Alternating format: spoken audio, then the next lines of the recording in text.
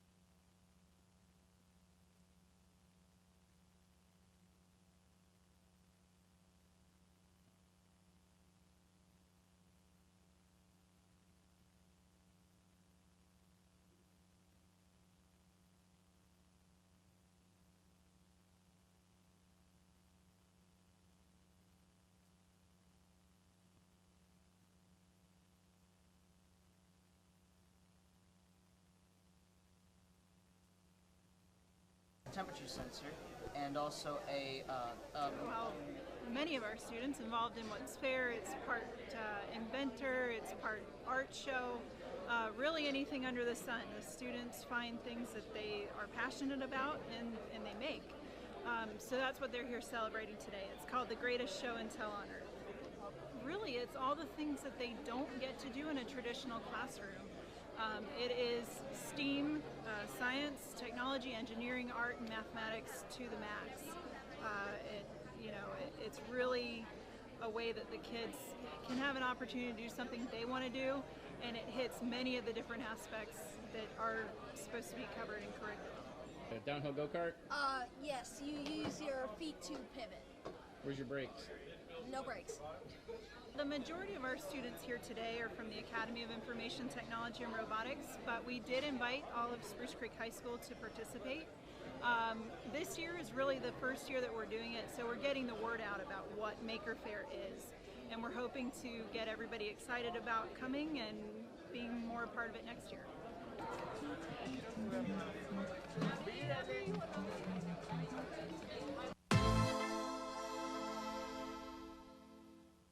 Hi, I'm Melanie Jenkins. I teach at Deltona High. I have marine science and honors biology.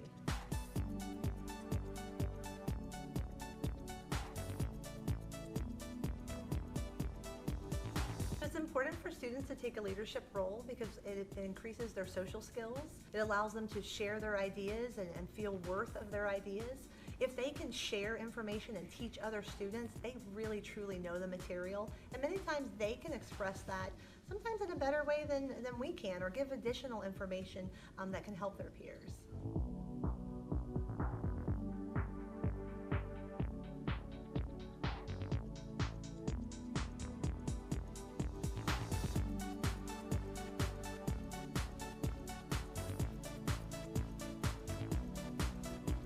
I can't imagine doing anything else. I love coming to Deltona High School every day. I love my students. I sponsor 3 different clubs at school. I definitely bleed blue and silver, and I love teaching.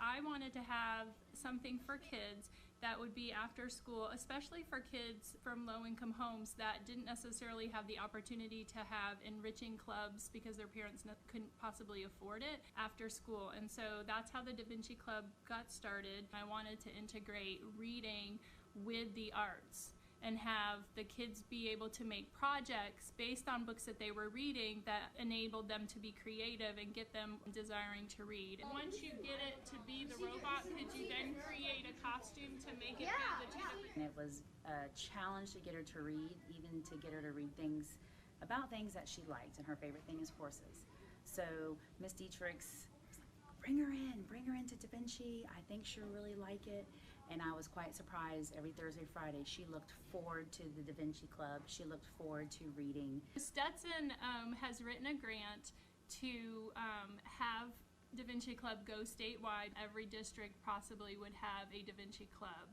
And so it's going through the legislature, and our Volusia County Da Vinci Club would become a statewide club. It's not about the level of the student, it's about engaging them into reading, and by letting them do the crafts and the projects they want to learn, they want to come to school. I think that these kids will go on to be lifelong readers. If they're having this much fun and able to experience another side of reading, that they're going to carry that on into middle and high school and hopefully even college. They know that they have those leisure reading books that they can go to, not just textbooks later on. So it's just establishing that lifelong reading. Go ahead and get started on that. Hi, I'm Rachel Hazel. I'm the Executive Director.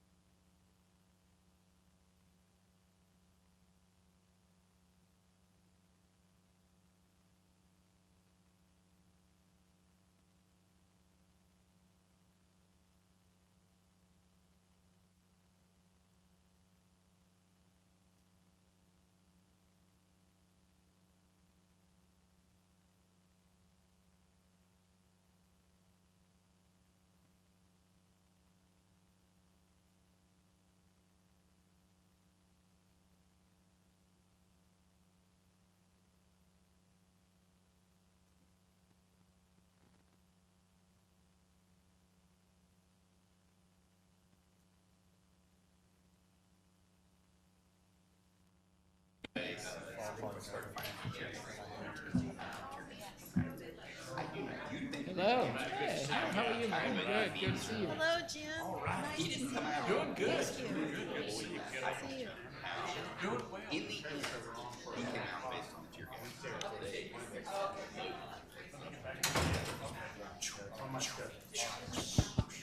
She's going to bring him down and hang up the hook in my office. Okay. And now your job will be to remind me. Unless you want to take my place at graduation, which would be fine with me, actually. Oh, you'll love it. It's so exciting. I'm going to be right back. Okay. I know. Yeah, I know you will. Knocking on your door. You think he's going to be telling? I'm hearing. Yes. Still have the frog bite. I don't know if that's true. You just hear some, you know. So that's an even good Yeah. It's 15 Yeah. Trying to find something. Hasn't even hit his face. But I do know more people. Yeah. My phone doesn't ring. I heard that as well. So that's a good thing. How you doing, Tom? I am doing well. How you doing today? Good. Good. Okay, now starting Wednesday, Thursday, you two need to just start resting. You're in for the grind. Tomorrow, 5th grade graduation at Indian River, my grandmother's Indian River. 9:30, I'm going on a field trip with Edgewater, paired with Pine Ridge High School. Oh, that's right. See an American Tech. I saw that they were on the radio this morning. That's good. And then I guess I'll have my last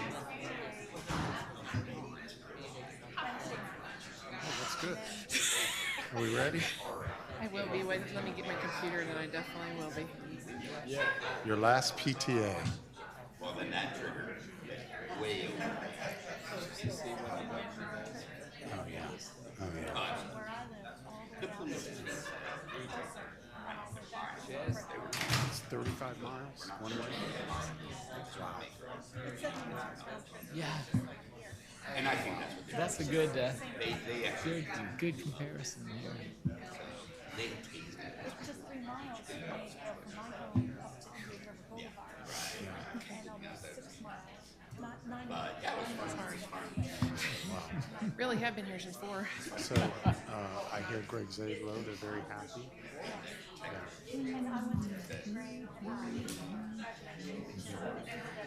I just back there. Oh.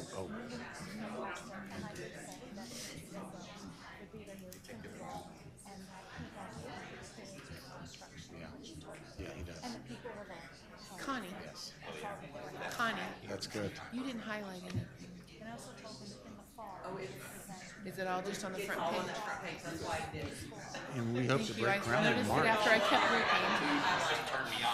Did anybody get her attention? Right, real tough. It's real tough internal. Miss Wright.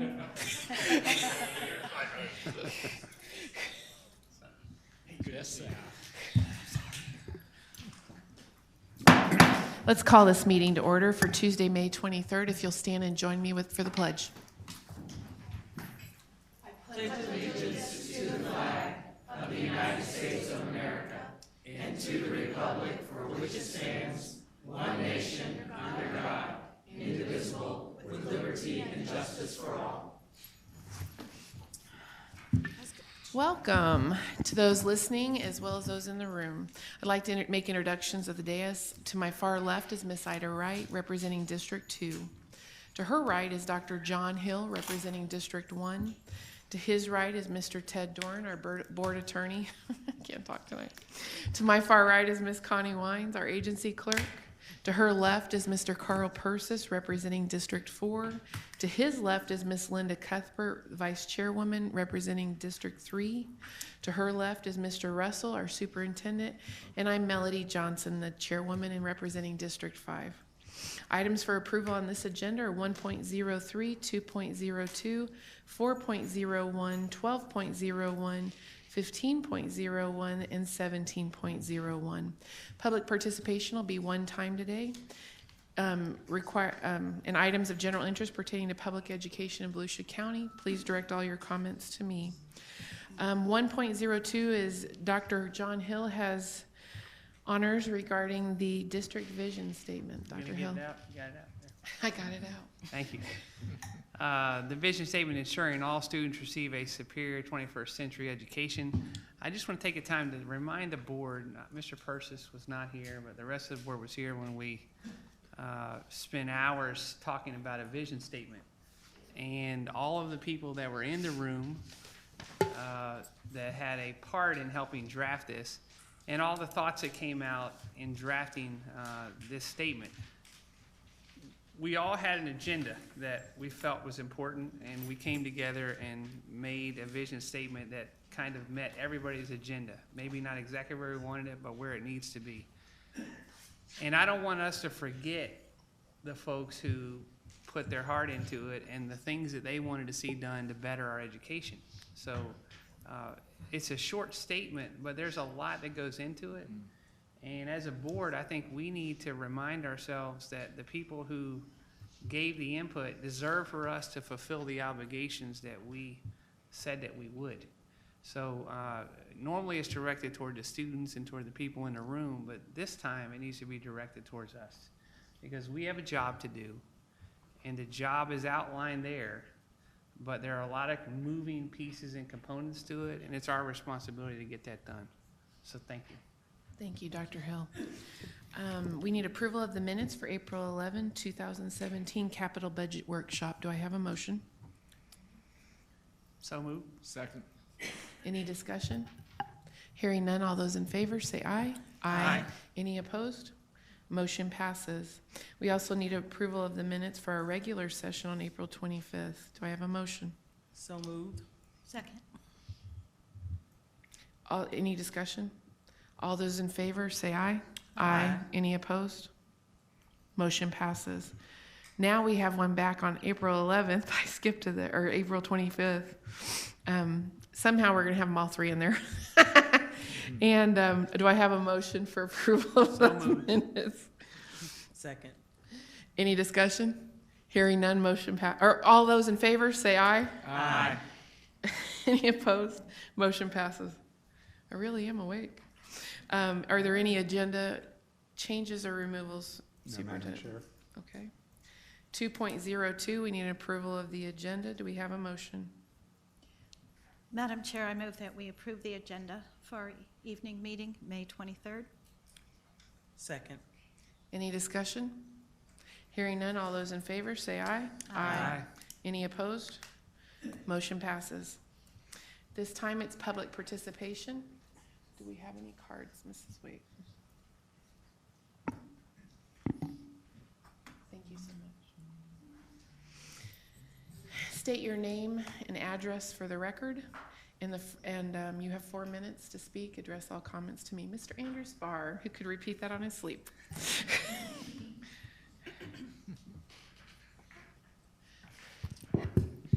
And good evening, Madam Chair, Board Members, Superintendent Russell, and members of the audience. Andrew Spar, 1 Mary Ann Terrace, Ormond Beach, Florida, President of the Volusia United Educators. I wanted to just mention a couple of things real quick. One, I want to thank the superintendent and district staff who have been working with us on many projects as the end of the year the end of the year is here, and stuff for next year. I think we've had some real good dialogue on ways that we can address some of the challenges that our district faces, and more importantly, I think the issue of de-stressing for our students and for the people who work in our schools. I also want to make sure that, and we've had some conversations as well with this, we have got to do a better job of really talking about all the great things that happen in our public schools, and how we go about doing that and making sure that people are aware of all of the accolades and awards that our schools get. And obviously, the media picks up on some of these things, but I think even in how we label our schools and talk about our schools. So I often use as an example, my daughter's going to Atlantic High School next year in the Law and Government program. And so one of the points I make is we probably should say the Law and Government program at Atlantic High School as opposed to just Atlantic High School. I think so often we narrowly focus everything by just saying it's at Atlantic High School or it's at Spruce Creek High School. And there are all these different programs that are going on in our schools. And unless someone actually is seeking that information out, they may not know that. So I think just kind of how we couch some of that. And the other thing I think we need to do is we still have work to do, right? And we have to continue the dialogue. We have to continue listening to what we're hearing from people in our schools, from the parents, from the students, from the employees, on how we can better meet the needs of all of our kids. The things that frustrate me the most still is the mandates that we get from Tallahassee. And I think some of what we have to do is figure out how do we work around or deal with those mandates in a way that they're not creating additional stress. And a great example, I think, is at our struggling schools. At our struggling schools, the curriculum focuses. It's counter to what we should be doing. The curriculum narrows, I shouldn't say focus, narrows, and it's counter to what we should be doing. So instead of giving kids more exposure and more opportunities, we tend to find them in positions where they don't get as many. And so we're having some conversations. I've had some conversations with the superintendent about how we can better address those needs. And then lastly, the last point I want to make, when we see a classroom and students are being moved out of that classroom from parent requests, we start looking at the teacher and what's going on in that classroom. We need to do the same thing in our schools. When we see teachers constantly leaving schools and high turnover percentages, we need to look at the administrators in those schools and the culture in that school and find out what's going on and what needs to change. Because I think too often we see those kinds of scenarios and nothing necessarily changes, and year after year after year we see turnover. And what we know about turnover in schools is that it's not good for kids. So we've got to keep working on some of those things. But again, I want to end with thank you. This has been a better year. I think it's ending on a pretty high note at this point. I can't believe it's over, but we got a lot of work to do this summer as we get ready for next school year. So thank you. Thank you. Ms. Kim Short.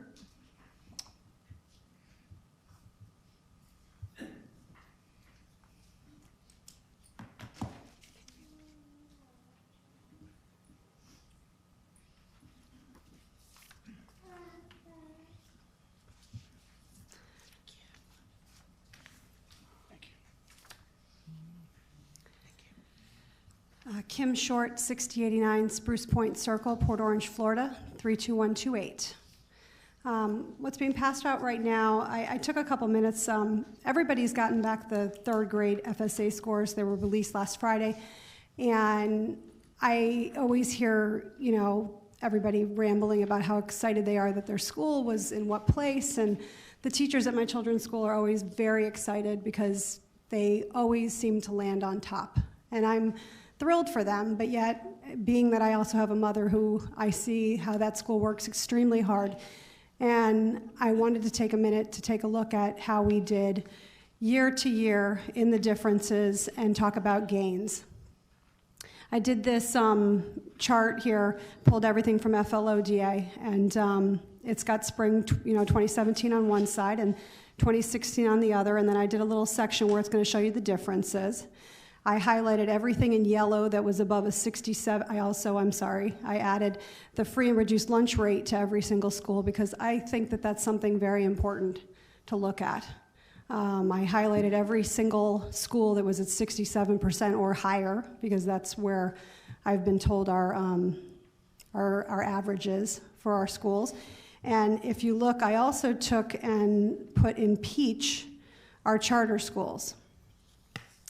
So if you were to take a look at everything here and you were to actually look at that, I think we've got a lot to be proud of. I mean, we've got a lot of schools that are pretty high in free and reduced lunch, and some of these schools like Ormond Beach Elementary have a brand new principal this year. I don't have everything on here. This is one test. This does not tell you how many ESE kids we have, who has gifted, who has EBD, who had breakfast, whose parents love them. I do not have any of that stuff on here. So this is just going to give you a snapshot of one day. I don't want to put any more emphasis on it than that, but I think it's extremely important and telling that we take a look and say to ourselves and to our schools that have some real challenges, you guys are doing a great job. Because when I went back and I looked at the piece of slides from the symposium that Leslie and Joanna attended with Mr. Russell, one of the things that I kind of had glaring in my face was that we have got to get better at retaining teachers, and in our high-needs schools, we've got to get better at retaining them even more. And if we can retain those teachers, we're going to be better at recruiting more teachers. So I kind of wanted just to do a shout out to all those teachers here in Volusia County that are in those schools and have made huge gains from last year to this year, because in anybody's world, that's really important. And I also think that it's a little telling for me to go ahead and look at, we had 175 students who are in charter schools that took this test out of 5,077. That's 3.5% of our third graders in Volusia County are in charter schools. If you look at them, none of them did anything significantly. We've got Burns Science and Tech. They made a 2-point mean scale score difference gain. The other three made either nothing or actually went down from year to year. I have friends who have their children at Samsula Academy because they, God forbid, wouldn't put them at Chisholm Elementary School. Now, if you were to take a look at this, you would see that that may not be the case. I mean, if you're just looking at reading scores, maybe we just have some really bad misperceptions out there about our schools. Maybe we just really think that some of these schools are the answer to turning around things, and in fact, they're just not.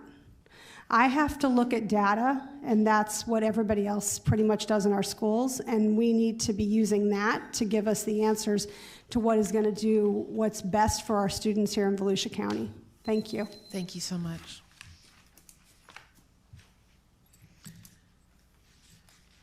.01, approval of the consent agenda. Do I have a motion? So moved. Second. Any discussion? Hearing none, all those in favor say aye. Aye. Any opposed? Motion passes. 13.01, Superintendent's announcements. Thank you, Madam Chair.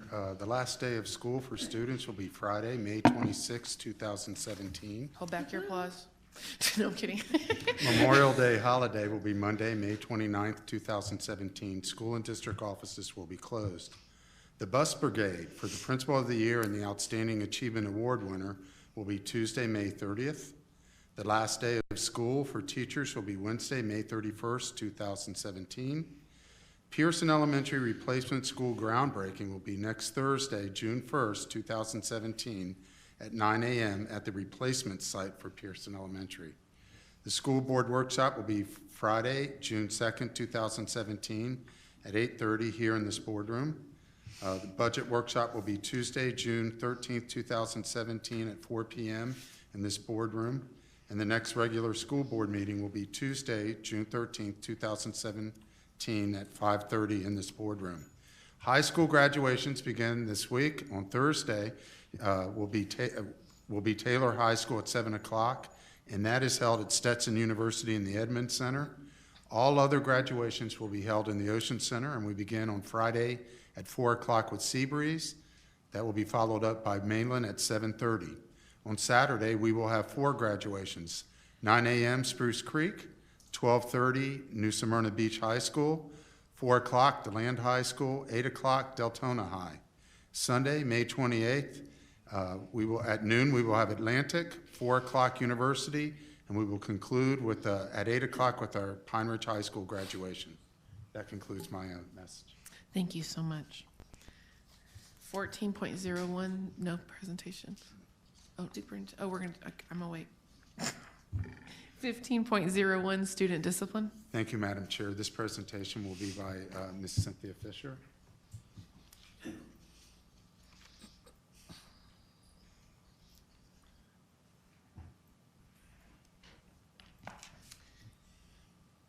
Good evening, Chairman Johnson, school board members, and Mr. Russell. Today we have one request concerning student discipline. For that request, a recommendation is made that the superintendent request the board extend the suspension on students Alpha ID 1QHRZ, 1OGHZ, 1QIOQ, and 1PVDM from school attendance through May 26, 2017 for the purpose of further study and evaluation. The last code, we do not have the same on our board docs. We have 1PQGA. That would be correct. 1PQGA. Instead of 1PVDM, it's 1PQGA. Okay. Superintendent. The superintendent recommends the board extend the suspension of students Alpha ID 1QHRZ, 1OGHZ, 1QIOQ, and 1PQGA from school attendance through May 26, 2017 for the purpose of further study and evaluation. You've heard the superintendent's recommendation. Do I have a motion? Move approval. Second. Any further discussion? I have a question. This suspension of students goes through to the end of the school year. Yes, ma'am. Will they be returning fresh at the beginning of the next school year?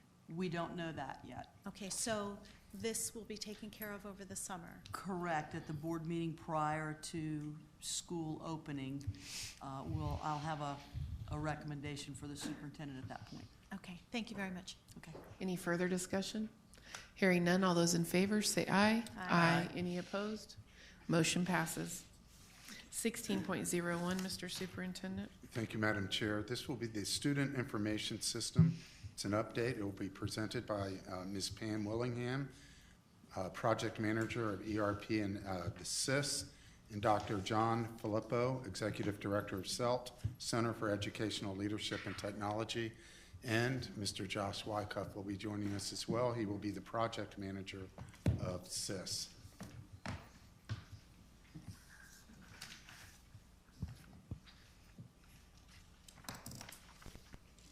Good evening, Madam Chairwoman, board members, Mr. Russell. Thanks for having us back.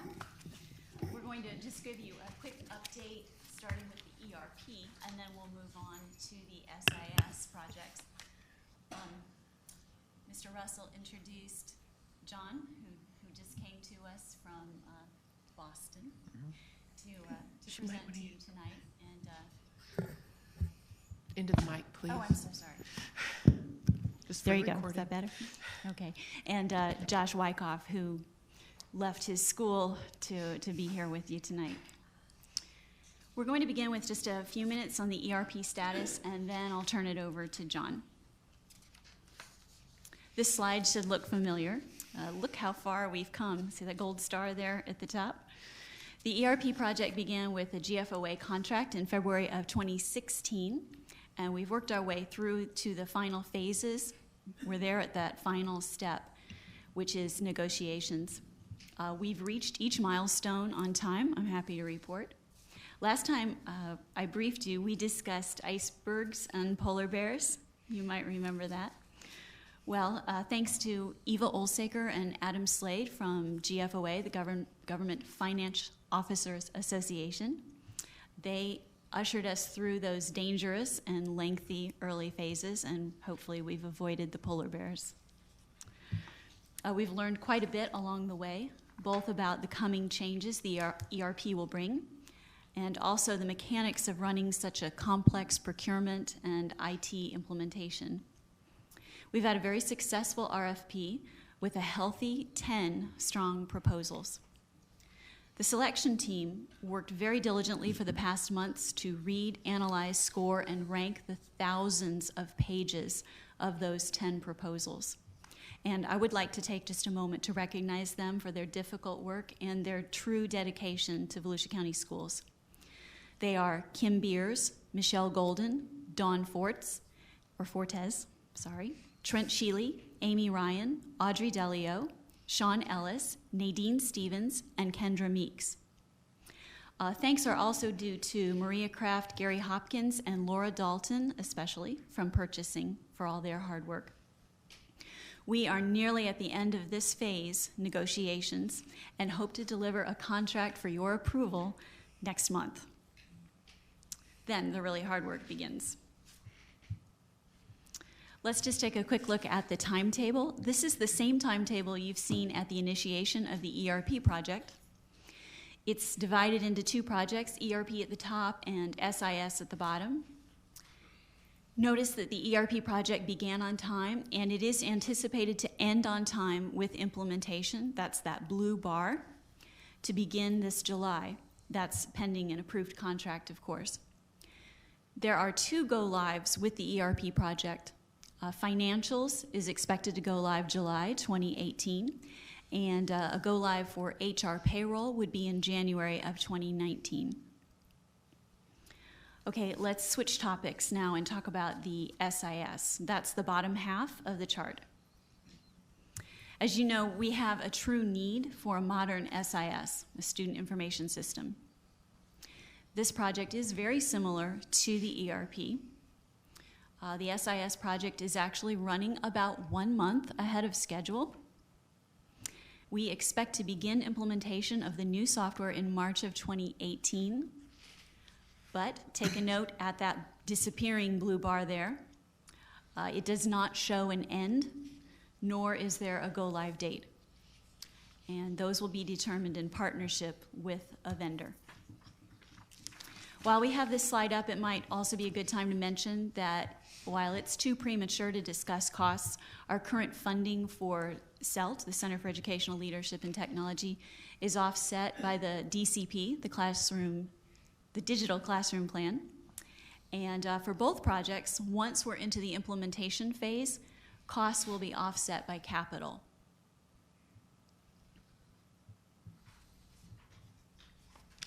Now let's really dive into that student information system. With the assistance and guidance of CELT, starting back in November, we have quickly worked our way up through the project phases to our current location. Look at that gold star, we're at the RFP. John will talk more about the processes that have led us to this point and our findings for moving forward. So let me turn that over to John. Is this working? Okay. Good evening, and it's a pleasure to be here with you this evening. And the other task is to bring back to New England some warm weather. So I've fulfilled part of it. Now I need to make sure I bring the warm weather back. Again, it's a pleasure and an honor on behalf of the Center for Education, Leadership, and Technology to work with you and your staff to do this work. And we at CELT are truly a function of those we get to work with. And I do want to report back to you as a school board that, you know, for the last 5 months, we've been able to work with some really dedicated, engaged leaders, superintendent. I mean, anytime I've asked people to meet or be there, even students, I mean, we've asked them to participate, and they were there in earnest. As a matter of fact, there are a couple of appointments we were late for because they had to make sure we understood what they wanted in a new student information system. So again, I want to thank you for this opportunity to be with you this evening. The next slide looks like, this is what it looks like to many of us in many of the different school districts we work with. That we've got these data systems that we've built over the years, and as technologies improve, we've gotten different activities like portals and grade books. And really right now in Volusia County, this is probably what it looks like to many of your staff. These are islands of information, islands of technology. And sometimes we have to use something called SneakerNet to run around and get the data from here over to there and back here again. So that is what we're trying to eliminate as we move forward. The next piece, and I liked how you opened up the meeting earlier, Dr. Hill, around the vision statement. And that's really important because I'm always reminding our staff that this is a high-performing organization, that our obligation is to make sure they get a student information system, not that a vendor wants to sell, but that helps meet your perspective, your strategic plan, your vision statement, your activities, what fits best in Volusia County schools. And literally there are many, many systems out there, and they're all good. But logically, they do not match up with what you might want to do. So that was part of our main obligation. This graphic is very important to us at the center to make sure that we fulfill that. And I will bring back to them the vision statement that was read this evening and make absolutely certain we adhere to that. The next slide, everyone thinks that the first bullet here, the needs analysis and SIS procurement, that's the project. Well, I need to report back to you this evening. That's 25% of the project. The other part of the process is that this software is based on certain processes. You've been operating for many, many, many years on certain processes. I've seen lots of school districts fail. School boards make the front page of a newspaper when all of a sudden the processes that are going on in the district and the processes that the software promotes are not aligned or adjusted, and therefore it fails. So we'll talk to you a little bit more this evening very, very quickly about that. Data governance and management. Again, just having a new student information system will not make your data systems more accurate and reliable, safe and secure and private. All that has to be brought back together.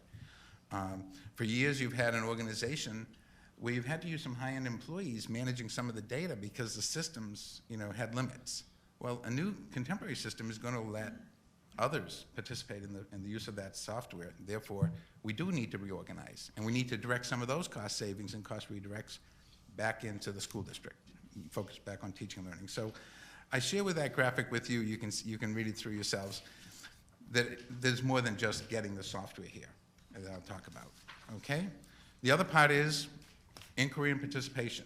This needs to be owned by the Volusia County School staff, and again, the participation has been superb, and that's a real credit to Pam's project management, the SIS steering committee, Mr. Russell's leadership. We probably have had 95% attendance on every time we were down here. We were told these types of people would be available for us to meet with, and they were. Now, again, we realize this is an education institution, and life happens, so we would adjust to that. But again, I want to congratulate the school board and the school district for that level of inquiry and participation. That's not always the way. Sometimes our staff and myself will say, we get 50%, we're grateful. So that was certainly not the case here.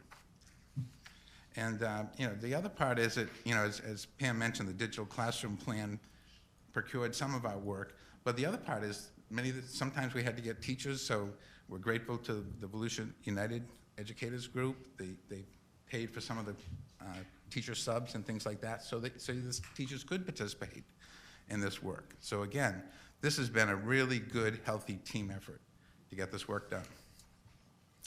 The next one is really, really important to us. And again, you can go through this in great detail later, but I think there are 2 points I want to make to you. The first is the lower right-hand corner. This has to be a shift, because right now the primary users of your student information system are not your students, teachers, and parents. As a matter of fact, we would start many meetings by asking the teachers when was the last time they logged in to the SIS, and it was often months. Haven't logged in all year. And that's because the information was hard to get that was in there. And so we really need to shift it. The shift has to be the lower right. We know we've been successful in Volusia County when the student information system's primary users are students, teachers, and parents. That has to be our goal. The other part is the one above that, where we need to make sure that we have an integrated data architecture. The last thing you want to do is say, oh, the information is not in the student information system, it's in the assessment system, or it's in the learning management system. That's not how it works. When you go to ATM Banking or Expedia or Amazon, you expect it to shift over there and bring that window up for you. And we need to make sure the same happens here. That gets rid of those islands I shared with you earlier. The next slide, again, is very, very important. All the technology should, at the bottom, as that slide says, should create an integrated information technology system in support of learning, as well as community and economic development. As I speak to school boards all over the country, one of the points I make is at some day, soon, we need to make a conscious decision and get ourselves out of the education business into the learning business. When education first started, you became educated and you had a career, a lifetime job. Your job never changed. You were educated. But today, it's about learning. And I'm going to argue tonight, there's many people that need to learn in Volusia County as you have children in the school system. But with technology and that electronic bionic heart in that school, there's some 55-year-old adult that may want to learn math, writing. Why not let them have access to some of your instructional materials after school hours? So that's very, very important. And now how does this relate to the SIS? Well, the SIS is again, maybe it's not a student information system we want, maybe we want a learner information system. And if we want that, you've got preschools going on right now in Volusia County. I'll give you one example, and then we can move on. But one example would be, you've got all these public and private preschools that are eventually going to be your students. We put in a specification that this vendor must allow you as a school board to cut and paste part of the registration system, the health record system, and make it available at no charge to public and private preschools, so that those students you can actually see in your system when they're 2 years old, 3 years old, coming at you. So again, we're not just out trying to get a new student information system. We're trying to think differently and proactively.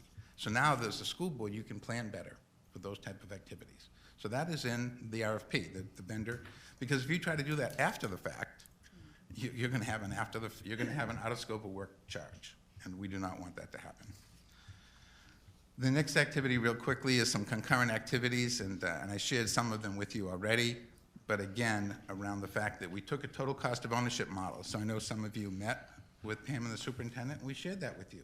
We're looking at total cost, not just the cost of the software and the hardware and the training, but what are the other costs, to make sure that we go into this with our eyes wide open. And let's go through a couple of those. One I've already mentioned, and this is the whole issue of process improvement. And this is probably one of the reasons the district decided to slow the RFP down a little, because there are many, many processes that need to be rethought, totally rethought. And so what we need to do is have the opportunity to make sure the processes that Volusia County has are documented. They're all documented in the same way. They're accessible to everyone on the staff. And it's clear to the vendor who you want to do business with that those are the processes. And we either have to negotiate an adjustment, or the vendor must adhere to that in laying out the software. The second area of improvement I've already mentioned is organizational development. Right now, you're organized at your schools to support the current SIS. A new contemporary SIS needs a different organizational model, both at the district level and at the school level. And I believe it's going to allow you to have other people doing the work. Right now, I see a lot of assistant principals for data and other activities getting involved in this, and there'll be a role for them, but I think we can shift some of that responsibility elsewhere in the district, in the building, as we go forward. So we want to make sure, as this slide says, we're doing the right things in the right way with the right technology, with the right people. And the last, and I think Eric or one of your staff had a good comment about, you know, when a plumber comes into your house, they change the plumbing around, but you can still be poor quality water. An SIS vendor comes in, puts in a new student information system, but unless we adhere to data governance and management, right now it's not clear to me who owns what data elements in this district. When we are done, it'll be clear to you and the school board and the superintendent, everyone else, that this person is responsible for this data being accurate and reliable, no matter what system it's in. And then we'll build capacity in your staff to continue that after we move on. Lastly, it's, as I said earlier, we want to build a learning enterprise system. You have an ERP, an enterprise system for business. Well, you need an enterprise, all of us need an enterprise system for learning. And this graphic tries to convey that to you, that the student information system is right there in the middle, and then we have to have a data management architecture to pull all of this together. And you can see in the clouds, like in the very center top cloud, grade book progress reports. I'm working with a client right now where they don't really want grades. You know, they're like, John, we don't want grades. We want competencies. We want to know what students know what. And we want to go like high school biology. Most schools only give you one grade for high school biology at the end of a year. I'm a biologist, by the way, and I'm a former high school biology teacher. There are 10 modules to learn biology. So if Josh failed 3 or 4 of those, 1 or 2 of those modules, why am I going to ask him to take the whole course over again? With the new learning management system, we could simply say, you take this module, and you'll earn your biology credit. No wonder young people drop out of school. So we've got to really, hopefully I'm getting to the point across, we're going to really think a lot of what we've been doing because we haven't had these tools. Now we have these tools, we must act and work differently. And lastly, in getting to the next to last slide is really the critical success factor. And it's the leadership of the school board, the leadership of the superintendent, the planning that the staff around us this evening have done and will do, the partnership, I think, with community and with the schools, and the funding, we can make this happen. But I always end every presentation with this slide, that there's more to technology than just hooking things up.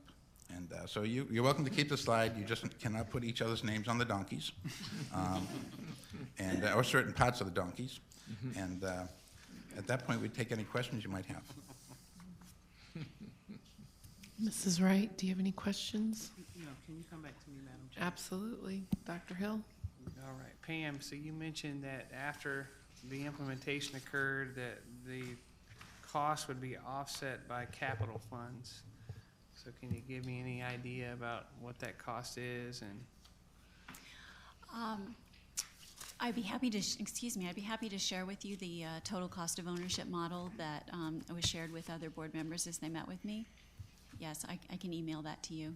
Okay. It's really a larger picture than just one figure. So it's a recurring. It depends. Are you talking about the ERP or are you talking about the SIS? Both. Okay.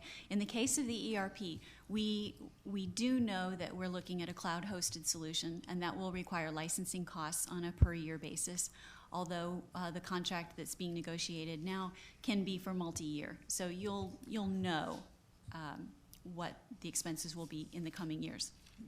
For the SIS, since we haven't had proposals returned yet, we can't exactly say whether it would be a cloud model or whether we would be hosting it, and so the fees for that would be structured differently. Did that answer your question? Yeah. Okay, I'll be sure to send it to you. Thanks. No other questions? No. Ms. Cuthbert? First of all, I've enjoyed your Boston accent. Oh, thank you. Charge. So thank you. You've not only brought us rain, but you brought us some variety as well. So thank you for the diversity. We have many learning labs in our schools to help our students graduate. Seniors graduate. Students already can take modules. Will this system replace that or just give us greater access? Well, it really will be, they'll be integrated systems. Okay. So the goal here is to make the student information system or the learning information the electronic bionic heart, but the heart has lots of things connecting to it. So the goal here is to make sure, and we're very clear in the specifications, they're technical words and specs, making sure the data systems are interoperable, and accessible, so that if we change one data element here and there are 6 other systems that in essence subscribe to it, it makes those 6 changes. So that's more of a technical answer than you want, but all the systems you have, we've recorded in the RFP to say to the vendor, these will be in these data. Your system must be interoperable with these systems. Okay, there may be a few systems we will sunset, but as Pam said, until we see what that vendor is offering you, we need to make sure it's which is best of breed. Okay. As a former secondary educator myself, I would be able to access my curriculum, for example. Would I be able to access curriculum at the middle school level or elementary level, or any other data? Will teachers be allowed to go anywhere, or will they just have to have a certain code to enter some more sensitive areas? So if we went back to the cloud slide. Right First cloud? There, go back to the cloud slide with the SIS in the middle. Oh. Right there. Okay, so that's a great question. So here's where we're trying to pull it all together. When this is accomplished, what you see in front of you is accomplished, and that's the goal here, is absolutely. students, teachers, parents, your curriculum is there. So if I want to go in and find out what geometry is about, doesn't matter what age I am, I can go in and look at the geometry curriculum. If I go in as a teacher and I'm looking at 8th grade math or algebra, and I want to know what students passed a certain skill in 8th grade math, that list is right in front of me as a teacher. Here are the students in my class that I'm teaching an algebra skill to.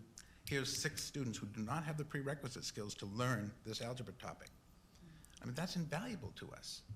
And it's known to us because the 8th grade teacher knew, but we don't have a system to pass it on year after year after year. And then we wonder why students drop out or they fail. So that's, you're outlining the goal of the entire VCS Learning Enterprise System, that this is the electronic bionic heart too.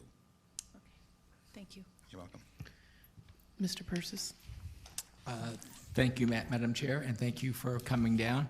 Thank you. Well, I appreciate you bringing the rain. I wish you would have brought some lobster instead. Should I say lobster? Lobster. I have to leave. I very important date tomorrow with my granddaughter's. I thought it was kindergarten graduation, but it's preschool graduation. Ah, even more important. Right, actually. right. Yeah. Well, anyway, this is very exciting. Look forward to this thing getting underway. Long overdue, and I know there'll be some frustrating times along the way, many, and I hope that Superintendent, we do provide the extra staff that is at least temporarily going to be needed while some staff is learning how to do these new things. Guess what? The show still has to go on, and we just can't have a vacant cubicle out there. And that my experience when we did this with Volusia County government and brought in a whole new system, and we thought, oh, it's only going to take a couple of people, and they'll just rotate as they learn. Well, that's not the way. That's what we tried to do, and it was chaos, and so then we had to add more. So really think that through, and whatever experiences you've had in other large districts, I'm sure you'll provide some guidance along that route. It's money well spent. That's all I'm saying. It's money well spent. The other thing that I hope you are considering is when all these systems are in place, be aware that parents will access it through their phones. Principals, assistant principals, as they move into classrooms, they'll be carrying mobile devices. They won't be carrying these things. And this mobile device will have, I'm sure, an amazing screen on it. Lord only knows what the next screens are going to look like, but so it's not just having information, but it's being able to access it by the device that you use. That's where we kind of get sideways on a lot of things. So what looks nice on a big screen like this, all of a sudden it's not so easy to navigate when I'm trying to slide and click and push and expand, and then I lose things and I can't really see the data, and it's where is it? And I'm spending more time trying to find it. So regardless of how everything talks to one another, if it doesn't work on this, I'm frustrated. And I'm saying, Volusia County doesn't know what they're doing, So we can't afford that.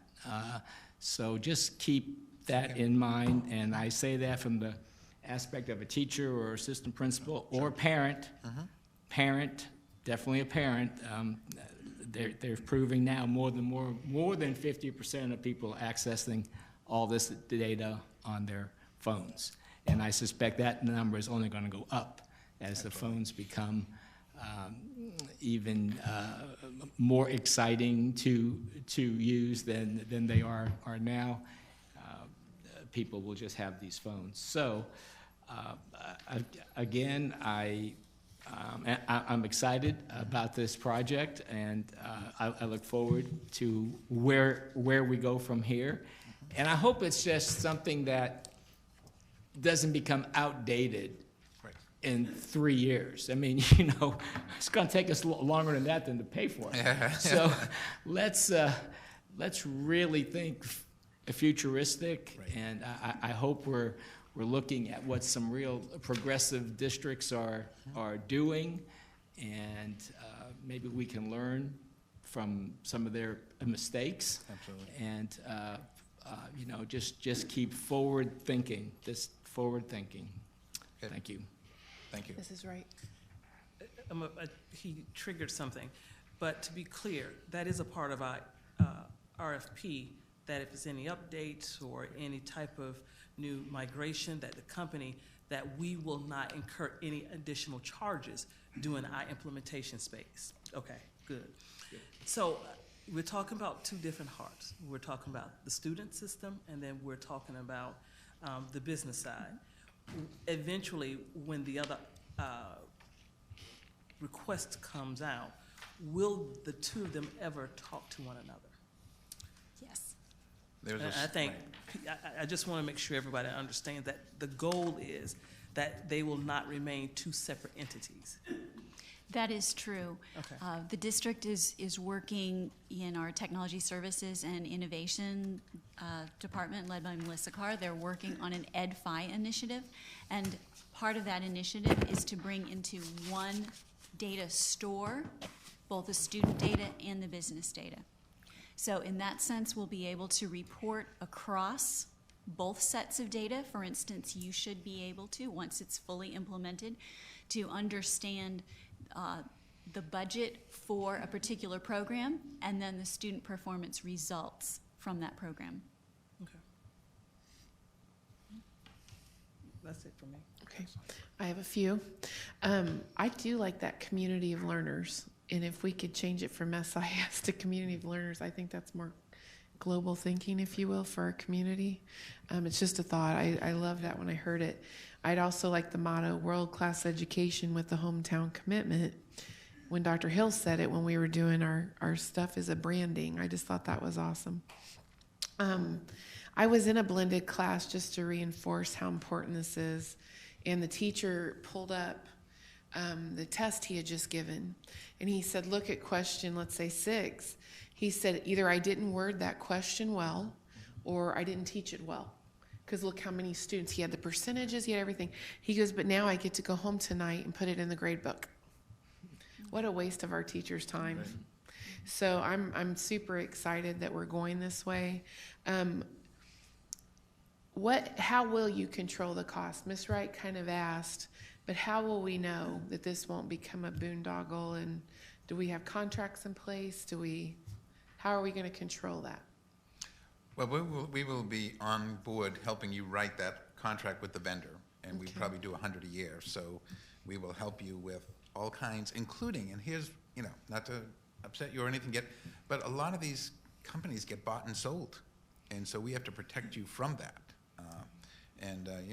One other school district here in Florida had that happen, where they wanted this product and not this product. Well, this company got bought by this company, and then they threw this on the trash and tried to put that upon this district. So we will be protecting you every step of the way on everything that we've seen, protecting to make sure there are no cost overruns, and we'll have the demonstration scripts, because we're going to be from Missouri. We're going to ask, here's our cell phone. I'm going to ask your staff in the room, take out your cell phone and now ask the vendor, send me an app that I can now see, these people can see it working on their phone. So we will continue to do that. Is it 110% foolproof? Probably not, but we are going to follow every step of the way. And we know the pricing structure for schools your size, so we certainly can negotiate that. Okay. But we will use our attorneys with your attorneys to worry about intellectual property. The other point that we'll bring up is student data privacy and security. That's very, very important in today's world, to make absolutely certain your student data is private and secure. And again, we're very clear in the specifications as to what standards they must meet for that. If I can address that too, it's one of the reasons that we're taking this slowly in the beginning, so that we can make sure nothing is falling through the cracks. A project of this magnitude obviously has room for a lot of cracks. And if we plan appropriately and carefully, we should mitigate that possibility. The other thing that CELT has done for us is provided a total cost of ownership model for spread out over 5 years. That was based on, if I'm getting this right, the last 3 districts of our size, similar size, who have procured an SIS. So we know how much it cost them. our costs should be similar. Okay. I have heard this more than once, but we have such smart students. Why can't they create this? Or staff? Why are we having to go outside? That's, you know, I have clients who, you know, decided to build a new system, and, you know, these are $100 million systems. These systems are so complex and so interrelated that, you know, I've not met a group of students that can do it, and I just brought up the safety and security and privacy requirements. They are enormous, and so the last person you want to know is, you know, they'll try to hack the system anyways, but I've never seen that happen. I've seen school districts bring it in-house and hire the Microsofts of the world and others to build these, and the cost overruns, to your point, are enormous. You know, there is one school district in America that's close to $300 million on a project that started out for about $30 million. I'm just clarifying for comments I've received. These are because we really do have amazing complex, students and powerful teachers. systems, and then you make them interoperable with your other systems. Then you add the other layer of safety, student security, data privacy. I said one need was just that grade book. Is there other needs why this is a priority that you could kind of just say out loud for the public? We definitely have a need for better data reporting so that we can make our decisions based on that data.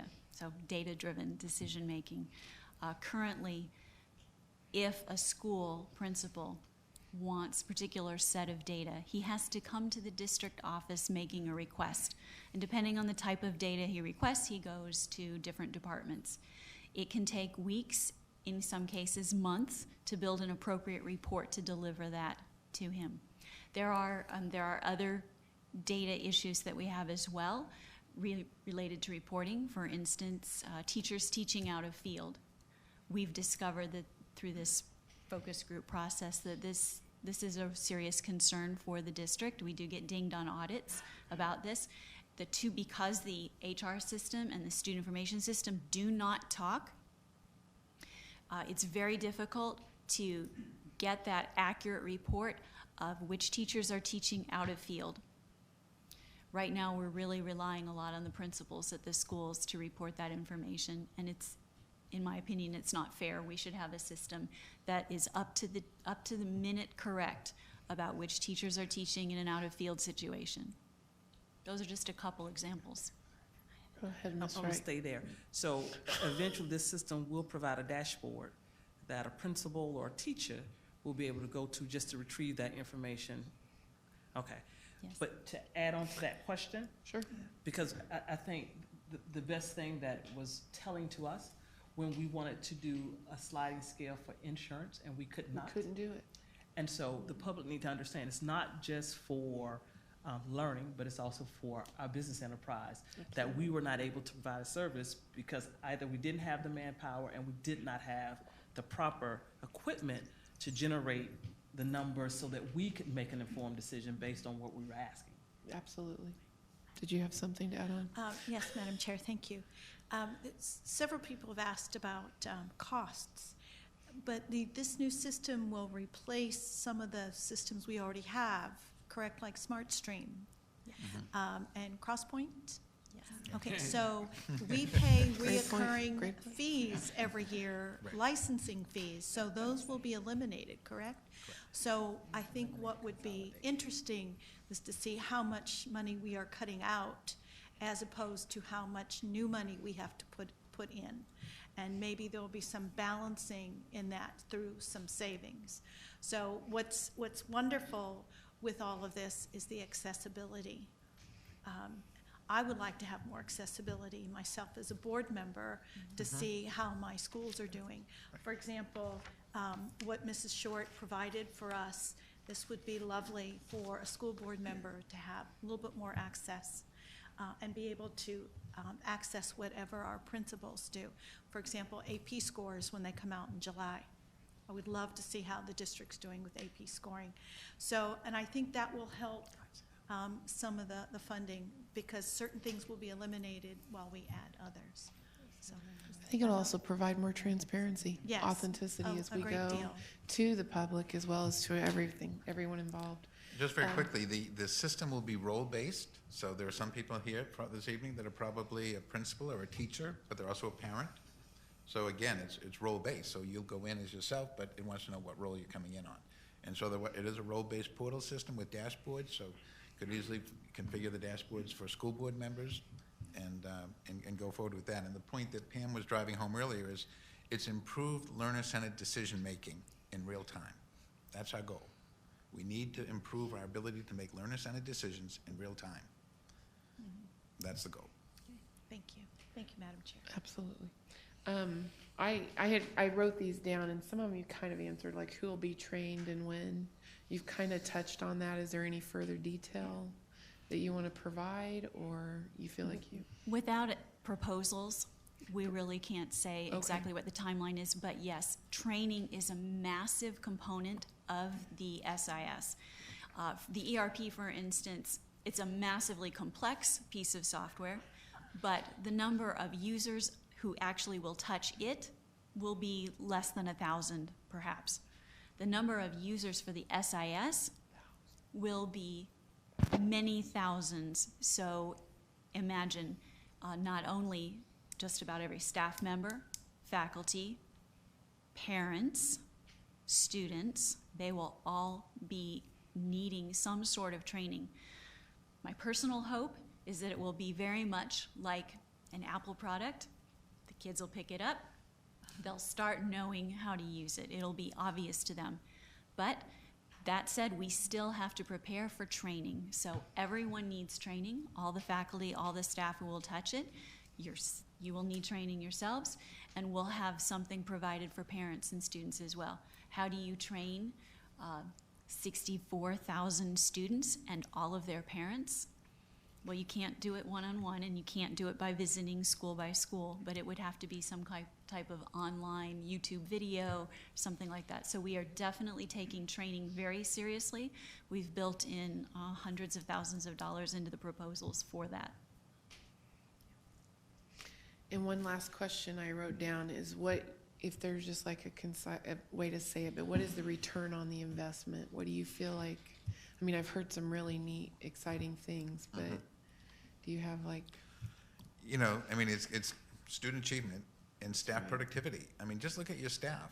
If this system, and it will make your staff more productive, and I say to you this evening, easily it'll be 3 to 5% more productive. What's 3 to 5% of your payroll? Okay, it's a huge number. So it is to protect and invest in the people that are making those instructional learner-centered decisions. And it's also designed to help our young people, especially those in high school, take some responsibility for their own learning. I mean, they can drive a car, but they really cannot see a lot of their academic progress. 24 hours a day, 7 days a week. That has to end. So I could probably go on for another week about return on investments based on what you are currently doing versus what you will absolutely be able to do with a more contemporary system. I may have shared this publicly, but I'm not sure, but I've always been a proponent of personalized learning. Sure. I think it's a ridiculous waste of time to learn the same thing over and over. Absolutely. When I went to PA school, it was a bridge program. I had to be a registered nurse for a minimum of 4 years. Yep. They didn't go back and teach us vital signs. Right. They didn't go back and teach us simplistic things. They built off of what we already knew. So I love the idea of not going over the same 6 modules and a student giving up because they're bored to death or aggravated or whatever reason. So not making them relearn things that they've mastered. And I quickly, the 6 rights, we have it in medicine, the right patient, the right dose, the right route. So I love the right things, the right way, the right people, the right organizational structure. I love knowing that we're focused on the way it should be and not that, and we do take ownership. Good. Was there any further questions, board members? Thank you so much for your time and your presentation and your hard work. Thank you for the rain. Oh, and the rain. Have a safe Next time, lobster. I'll leave the rain. I'll take Next the time, warmth. lobster for him. Thank you. Thank you. 17.01, items from the board. Who would like to begin? Don't all jump at once. I'll go. Ms. Wright. I really don't have anything to report because I've been on vacation. Okay. And so I'm refreshed. Did you enjoy that? Yes, I am.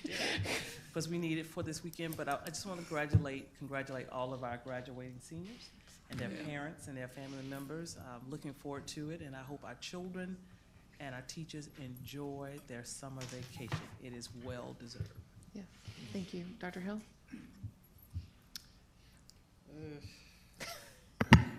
Okay, you know, because we can't share things for the Sunshine Law, this is our only time to do it, so it's always a fun time.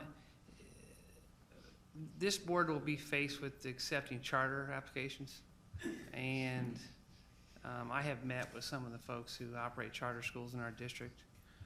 And so, without getting into a litany of what I think they're going to bring forward, I'm not very pleased with one of the groups that I've met with.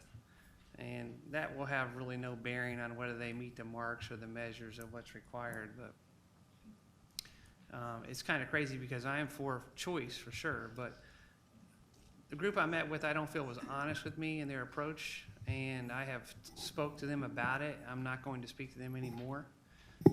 But they basically, with the help of one of the healthcare systems in our community, and I do not feel it's our position to be getting into the mix or the political struggle of healthcare entities, is going to bring forward to this board a high school with a health academy. And they're going to put it, they propose to put it right in the back door of some of our current high schools with health academies. Gold Standard Academy. And so, I'll just say right now, that there's going to be no convincing me. You haven't seen the application yet, right? So Right. Well, I wouldn't want you to comment I'm whether the application would be. Yeah, I'm saying in terms of application, there's no convincing me of their ploy of what they want to put in place. Okay. But yeah, The application would be reviewed on the merits, and you'll decide in an unbiased. Sure, certainly. and I thought that's what you said. I knew. We're just I clarifying. There was a second there, I didn't hear everything, and then and really, I wanted to make sure Ted was awake. And obviously, my hands are sweating. I'm awake. But I don't feel that when we're looking at applications like that, I would ask charter companies that come to us as individual board members, bring us a plan that's successful for our communities. If you have an interest to be involved in our education and better education, then bring something that we need. I've been talking about vocational education till I'm blue in the face. And I've talked with every one of them, and I have another meeting tomorrow with another group, and I'll talk to them about it as well. But we need that. And we don't need a healthcare academy to dilute what we are doing well, and we could do better if we had the funding to do it, which is what they are going to receive. So they've made some political moves. They've been to the city of Deltona already and tried to gain the support over there. And because I'm not at liberty to call you and talk to you about it on the phone, I have to do it here, and it's uncomfortable. But it puts Mr. Russell in a predicament because he wants to do what's best for our schools too. And I do as well, and everybody on this board does. But at bare minimum, I think when we meet with people, we deserve to be and hear the honest opinions of what their intentions are. And I can just tell you, I didn't get it. So make sure that if you meet with them or if you have, that you got it, because it wasn't delivered to me. And that's all I'm going to say about that. I'm happy the school year is over. I'm proud of the kids that are going to accomplish and receive a diploma this week. It's been a tough time in Pearson. I was out there this past Friday night, got to spend some time with the principal on the sidelines, and it's unbelievable what that community is going through. So we need to remember that come Thursday night and keep those people in our prayers. I know I am. It hit me at home there because one of the patients who passed away, her daughter is a teacher there at Pearson, and she passed away unexpectedly. So it's been unbelievable, and hopefully next year starts off. Hopefully the groundbreaking starts a new quest for something good in that community. So that's all I have. Mrs. Wright, you had one more comment? I have one request. Based on something Mr. Spark said to us earlier, Is it possible for you to provide us a list of the schools over the last 2 to 3 years that have had high turnover? Sure. Okay. Ms. Cuthbert? Yes, thank you, because I was going to ask the same question. Thank you. This is such an exciting time. You could cut excitement on school campuses with a knife the last couple of weeks. Thank you for Futures, who donate so much of their time and efforts and money. Mr. Persis and I and the superintendent attended the Take Stock in Children graduation and the initiation of 8th graders. Also, Chisholm Elementary, their 5th grade graduation was phenomenal. They went to the Brannon Center, which the parents had to look at on the Indian River. It was great. New Smyrna Beach Honors Night, $2.3 million worth of community scholars, college and military scholarships for those seniors. And something that Rachel Hazel started last year, I was at the Spruce Creek Elementary Bobskers last Friday, and it was phenomenal. They did do a couple one-ups on you, Miss Hazel. I'm sorry, but but it was still fabulous. All teachers came in with their gowns. The cafeterium was decked out like it was the Oscars, big Hollywood signs, all kinds of special guests, like the Ninja Turtle came in, the guy Chiku or whatever his name was there. It was absolutely fabulous. So, and what an exciting time. I also represented you at Campbell Middle School at their 8th grade celebration. It gave me complete goosebumps. And I did see Mrs. Presley. However, she had to get within 5 feet of me before I recognized her. She looks 25 years younger. She is so hip now that she's retired. So she was fabulous to see. I also went to the curriculum assessment meeting. Thank you to the curriculum department at the Daytona Transportation Office. What a wonderful time to talk and discuss what have we done well and what we can do to improve on next year. I also was a panel on a women's discussion at the Burns Oak Hill Academy, where it was a forum. Everybody spent the night, Friday night, for middle school girls. It was an empowerment for middle school girls, and it was wonderful to talk to them. I declined on spending the night. So then Saturday morning, I joined Mrs. Short and quite a few others, and we were at The View to listen to teacher research projects, their resources, and highlighted what we do well and what we need to improve upon. And I think it would be lovely to hear some of their research. They spent 9 to 12 months working on this. It would be great to see what they have to say. Tomorrow, I have to go to my grandson's 5th grade graduation, Indian River, so that will be first thing in the morning. But what is so exciting is now that I'm going on a field trip with Edgewater Public, who has now, it's an elementary STEM certified, the first STEM certified elementary school in the state of Florida, and they are partnering with Pine Ridge High School. And we are going to visit a furniture store. It's called the American Tech Furniture Store. And with Pine Ridge and Edgewater together, we're visiting, and they are going to be working with their 3D printers to help also make new furniture of the 21st century. So I have quite an interest in it, since we're going to be rebuilding Chisholm as well. Maybe we can get some new ideas. But I think right now Edgewater can only build them 8 inches high, and I think Pine Ridge is, what, 4 feet? I think it's 2 feet. 2 feet? 2 feet. And it's several pieces, so it requires every department involved. Yeah. It's Are you pretty going cool. tomorrow? I'm unable, I'm working. Oh, well, I'll report to you. I'll put that Please, stuff for you. please. But what's exciting, maybe we can get some ideas in there for our pre-K kids. So I'm looking forward to graduations. It's always exciting to see kids come in and that wave of color as they all walk in to the Ocean Center. I know parents are thrilled and crying at the same time, and everybody cannot believe that the time has gone so very quickly. I do have something to ask. You made me think of something. I saw a commercial, I think it was yesterday or today. It was advertising K-12 education. Has anyone seen that commercial? And it says public education. Online. It's online. Free. But it's free, but they're saying it's online. But it has nothing to do with us. Is it state supported, or is it supported by public funding run by a private company? It is for profit. When we went on the website and looked, It's for profit? My husband whipped it up Okay. real quick. But it's free. It's through tax dollars. Yeah, tax dollars. Here, one more time again, tax dollars are supporting private companies and then touting it as public education. So we do have to be very careful on how we present ourselves, and we also have to educate the public, very much the public, so they can discern what is true public education and what is public-funded education for private industry. Because as we all well know, Mr. Russell does not have a company sitting alongside of him getting 10% of his income. So, but, right? Not to my knowledge. Okay. Uncle Sam tries. Yeah, Uncle Sam. Yeah. Sorry. So thank you very much. It's been a wonderful year. I hope everyone has a fabulous summer. So thank you. Mr. Persis? Yeah, thank you, Madam Chair. Just a couple of things, and most of it from what people brought to our attention this evening.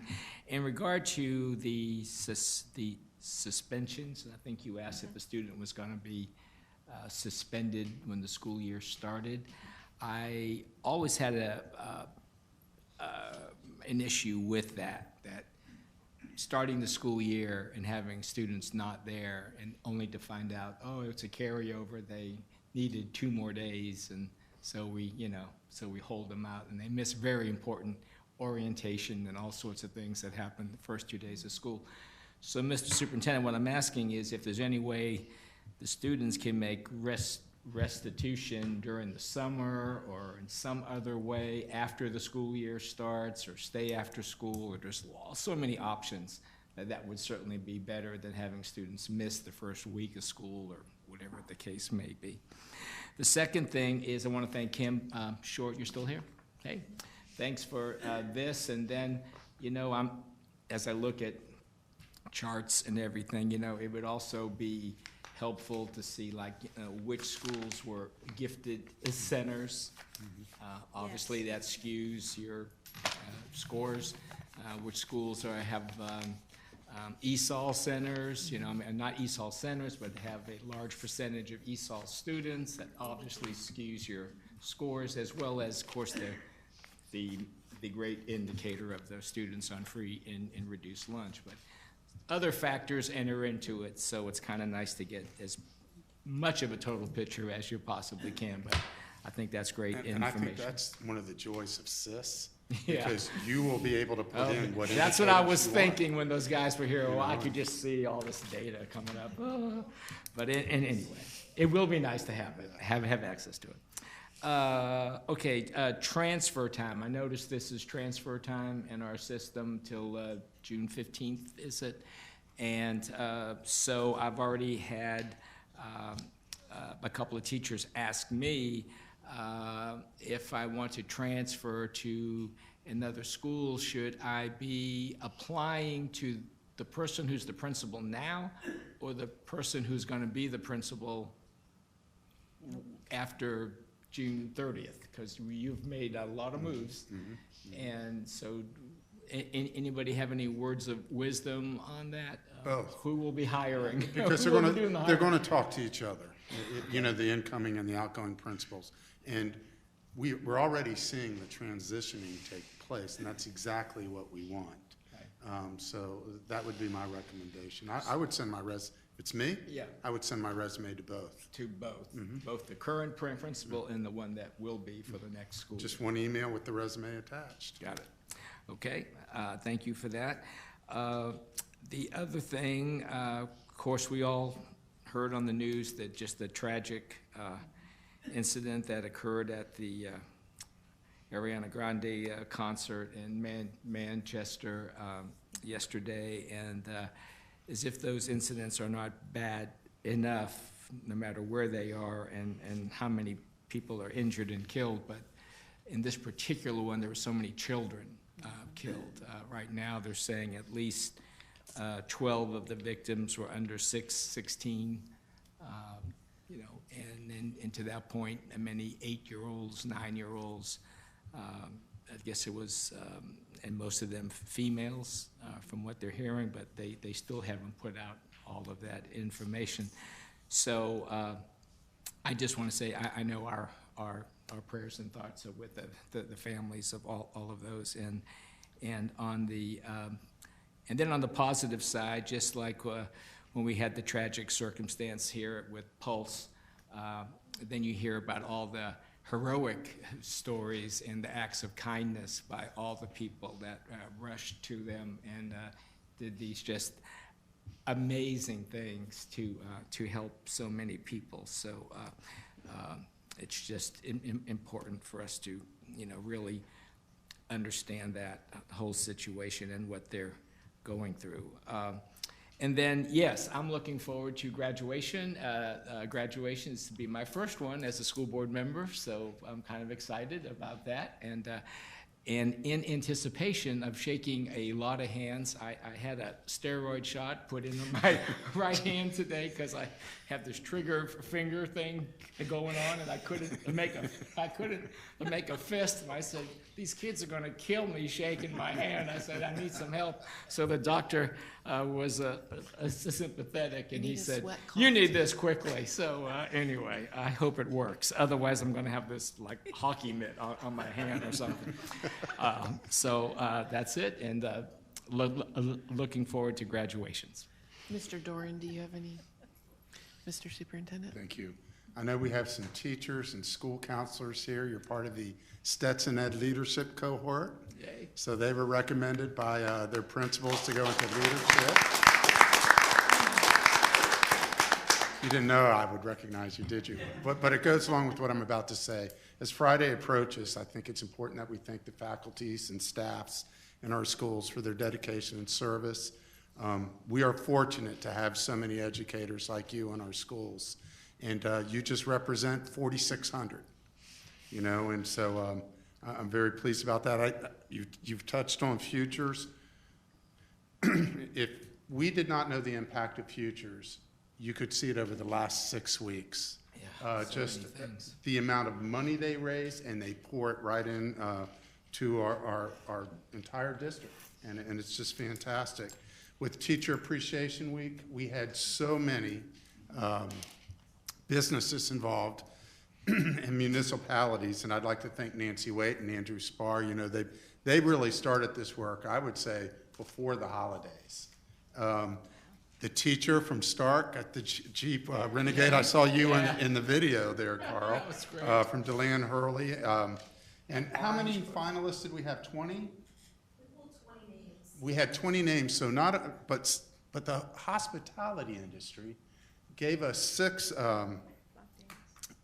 getaways. They were either 2 days or 1 night, or 3 days and 2 nights.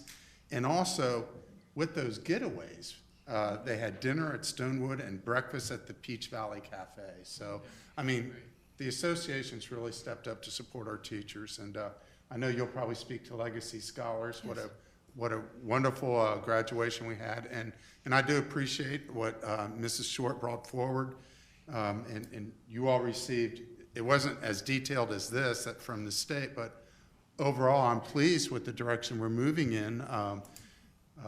With our 3rd grade scores, it was a 3% increase, and over the last 2 years, it's been a 6% overall. In the last 2 years, we were over the state average, and so I'm very pleased about that as well. And I'm looking forward to the graduations. Yeah. So we have 10. My son's graduating. My son is graduating, yes, and they're going to let me give him his diploma, so that's nice. And my son. Your son? Yes. Mine's next year. I got a niece graduating. Oh, cool. That's good. Might I suggest as a parent, don't have your son go through and have to continue shaking hands. Because I was crying too hard when my daughter did it last year. I'm not going to be crying. You're going to be celebrating. That was my first. So I was still celebrating down deep, but it was hard to pull it together. I understand. To keep Yes. shaking sweaty little I hands. understand. By the way, you need a sweat cloth too, along with your injection. While Miss Wright was vacationing, I was kind of busy. Timbercrest, we had our bike to school or safety to school, so I was able to join the young elementary students, and the coolest bicycle ever was a Spider-Man bike. I tweeted it. He had the Spider-Man helmet. So I asked him if he could web, and he said no, but he did something else that was really cool.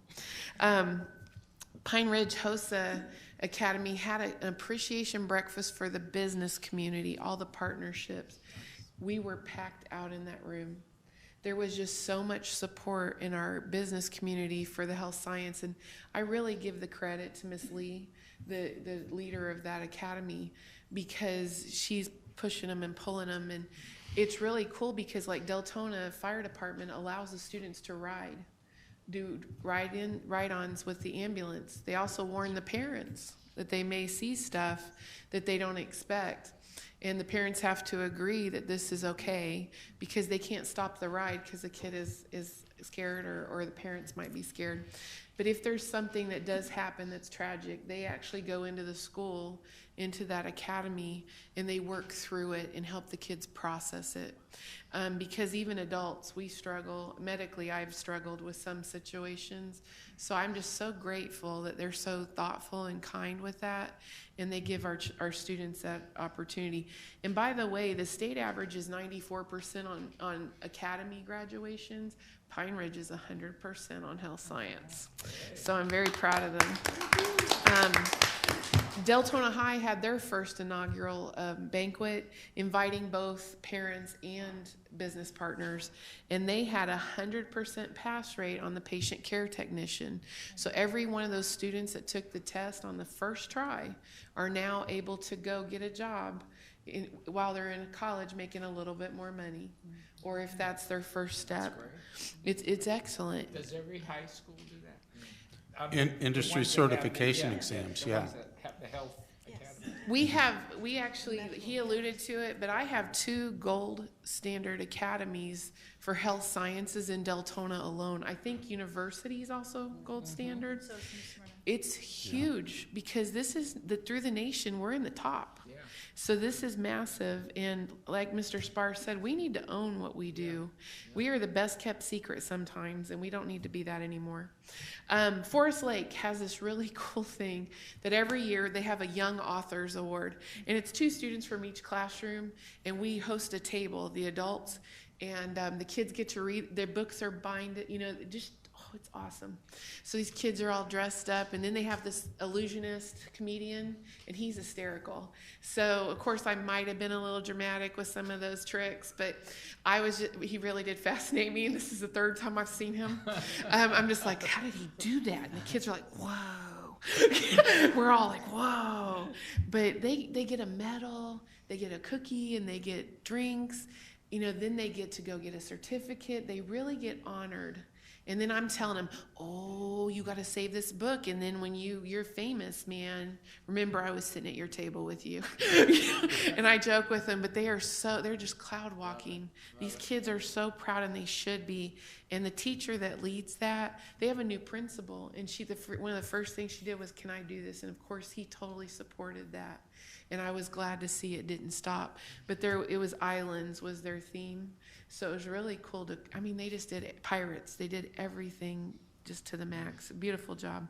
I went to the VIEW Governmental Committee, and I take notes for everything, and I have to because I may not remember if I don't. But there was such good stuff, if you will, in that meeting. I don't want to offend anybody, but stuff. And I took pages of notes, and as a result, I'm able to forward it to Mr. Russell, and then I can get some answers, even for some things that may just be a simple tweak. And my heart is that we just keep listening, and I believe this board does. And we want to keep that moving forward. While we're not negotiating, this is our time to grow. Dr. Hill said he's for school choice. I am too, but I want to be the best choice. They've got a school in Nashville that has a public high school that has over a 300 student waiting list. I want the same thing. I want the exact same thing.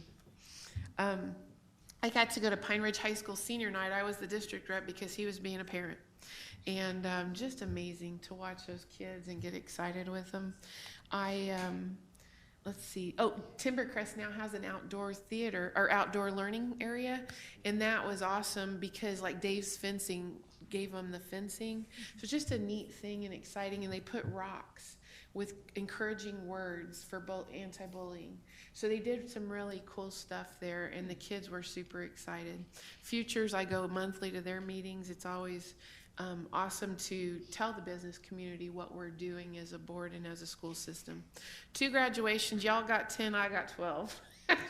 So I went to Richard Milburn Academy's graduation. Miss Wright says, "How was it?" And I said, "Oh my gosh, it's raucous. There's no holding them back. They're wild. There's no decorum, and I love every second of it." Those kids they were not expected to graduate. So to see their enthusiasm and those heels, oh my goodness. I'm just waiting to fix a sprained ankle or a broken one as they walk across. But it was cute because they don't have valedictorians, salutatorians, but they have 2 students that have done just incredible turnarounds. And they did a little comedy routine, if you will, of back and forth and cute little jokes, but they just did tremendous. And then one of my ones that touches me, because my 3 children came from a children's home, is Legacy Scholars Academy. So I didn't make the whole audience cry this year. I did that last year. But just to see those 6 students, 2 of them one of them was University High School, so they're going to actually get 2 ceremonies, but they came from the children's home. And one was from what's that called? Sorry. Eckerd's adult program or learning. And they were part of the Legacy Scholar. But they were still in that Legacy Scholars Academy. So just to see these kids that went from a 0.5 and a 0.8 GPA, getting kicked out monthly, to a 3.2 GPA. A 3.3 was their average this year. Because they do have those smaller classes, they have the ruler, which is with that emotional intelligence. Very profound to see these kids succeed. And know that as a district, we caused that. We caused it as a district because these kids were kind of given up on, if you will. They had lives before that children's home, and let me tell you, children's homes are not perfect either.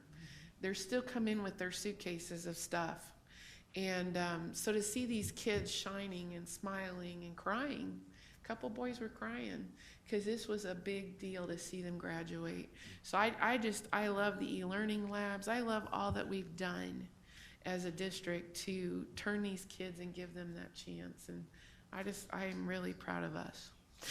All of us. I know everybody else does the work, but I am grateful for all of us. With that being said, have a happy graduation. We will be sleeping no, I'm kidding. We'll be, yes. Because I don't want to violate any sunshine laws here. And I was going to say something to you, but Ted's right there, and he is awake, right? Right. But I did want to thank you for bringing that up, and because I wasn't aware that there were 3, what we call it, medical academies? Gold Star Academies. At the other high schools, and within that 5 miles of if it. someone is gonna want to have a charter school, okay, fine, and we'll deal with the application when we see it. But it would sure be nice. In an unbiased way, right? Absolutely. In a totally unbiased way. It would be nice if they would come up with something other than what we already have. I think that was your point. And I want to say one more thing. So the statements that were made publicly by some other elected officials is that these academies were full, and that there was a waiting list to get into Deltona High School's academy and Pine Ridge High School, but that is not the case. But that is what is being broadcast for those people to then turn around and try to recommend to us. Oh, I get it. What they say. So I just want, as I say, this is the forum to do it. I wanted to make it clear. Right. They're not full. Thank you. Thank you. Any other? That being said, we really do almost sleep at the at the Ocean Center this weekend. Very exciting times. Have a great evening. Meeting adjourned.